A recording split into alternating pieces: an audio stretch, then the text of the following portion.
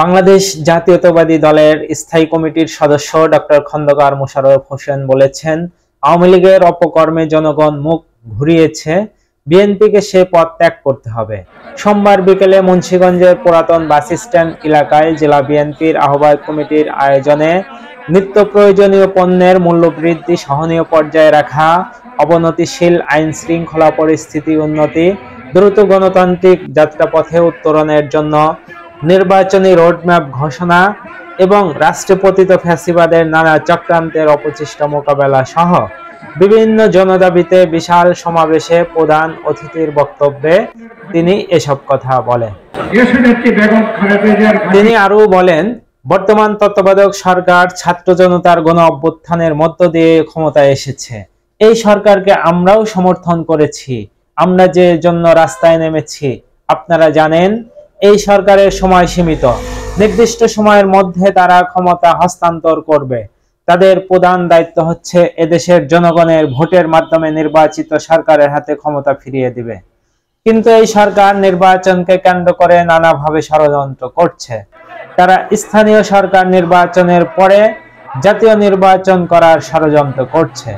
আর দেশের জনগণের দাবি হচ্ছে জাতীয় নির্বাচন। স্থানীয় সরকারের কাজটা কি? এই নির্বাচনে কারা প্রার্থী হয়? স্থানীয় নেতৃবৃন্দ। তারা ইউনিয়নের উন্নয়নের কাজকর্ম করে, তাদের কিন্তু জাতীয় কোনো কাজ করা নয়।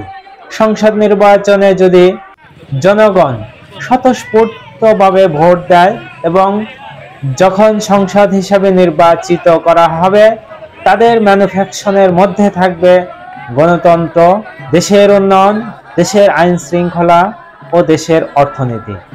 সংসদ নির্বাচনের মাধ্যমে সরকার গঠন করা হবে, আর সেই সরকারই স্থানীয় নির্বাচন সম্পন্ন করবে। তাই জাতীয় ও স্থানীয় সরকারকে কখনোই তুলনা করা উচিত নয়। যারা করছে তারা ষড়যন্ত্র করছে।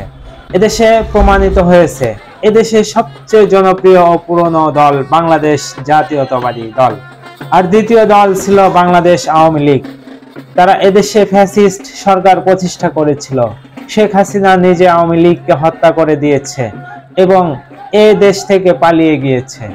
মাঠে আওয়ামী লীগ নাই। এখন যদি নির্বাচন হয়, তাহলে জনগণের একমাত্র বিকল্প হচ্ছে বাংলাদেশ জাতীয়তাবাদী দল বিএনপি।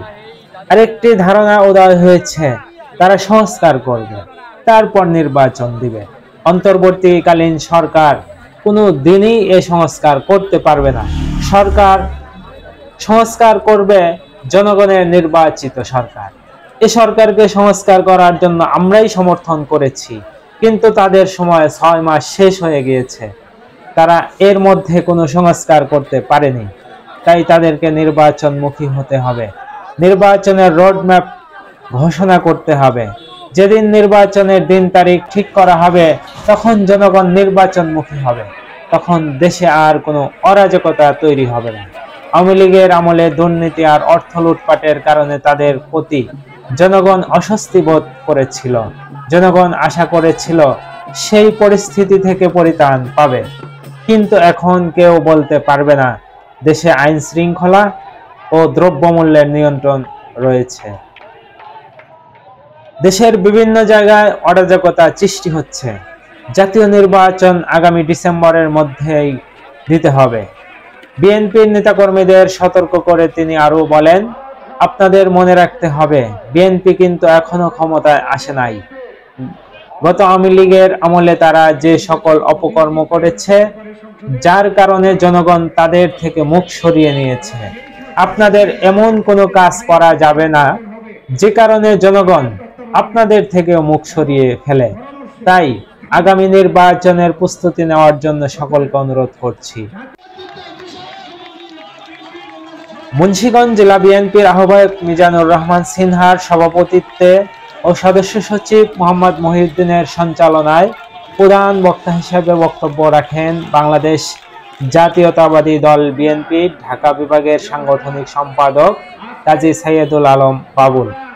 এছাড়াও বক্তব্য রাখেন বিএনপির নির্বাহী কমিটির স্বেচ্ছাসেবক বিষয়ক সম্পাদক মীর শরাফত আলী সফু, কেন্দ্রীয় নেত্রী রহিমা শিকদার, যুবদল নেতা আ ক ম মুজাম্মেল, গজারিয়া বিএনপির সভাপতি সিদ্দিকুল্লাহ, সিরাজদি খান বিএনপির সভাপতি শেখ মোহাম্মদ আব্দুল্লাহ, আহ্বায়ক কমিটির সদস্য আমির হোসেন দোলন, শহর বিএনপির সভাপতি এ.কে.এম. ইরাদাত মানু, উপজেলা বিএনপির সাধারণ সম্পাদক মোহাম্মদ সাইদুল ফকির প্রমুখ। উক্ত সমাবেশে বিএনপি অঙ্গ ও সহযোগী সংগঠনের নেতাকর্মী মিছিল নিয়ে অনুষ্ঠানটিকে সফল করে। Mohammad Rubel, BD Times 24.net।